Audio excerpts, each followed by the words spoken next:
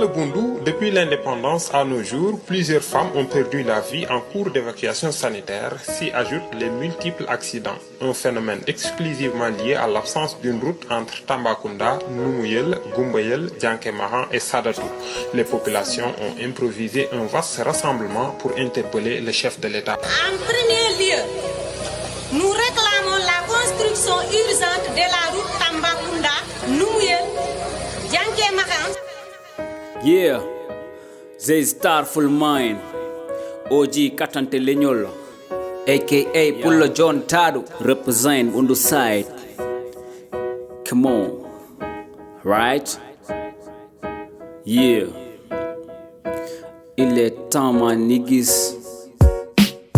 Erango bom min tampi wude de cedele ardinabe be ligaki kugal foti ko fawede bo gollani itte do fane womde ngar wobe de ladde de tajine joljolde debbo reedu fawe saret min ngala ambulance manquement de dispensaire ruti ledde ne ceri autorité diwan amen hay goto hen wadani fodde nyawobe wonti wiibe en jinnay gu jaadi to diwan du tiri cadelle men ene kewi wonno nukuji ngala réseau be ngabato koy caali be nang to e filuji ladde meden fosto pama fore dara ni ko pos mum fore dara ni ko pos mum il est temps ni mode capto no de gon kamen yeah. Il est temps ndete njolde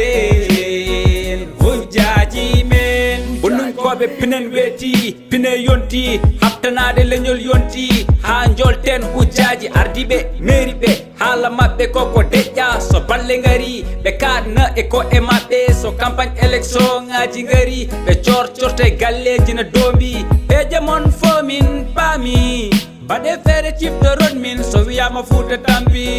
minen bunun ko be komin maybe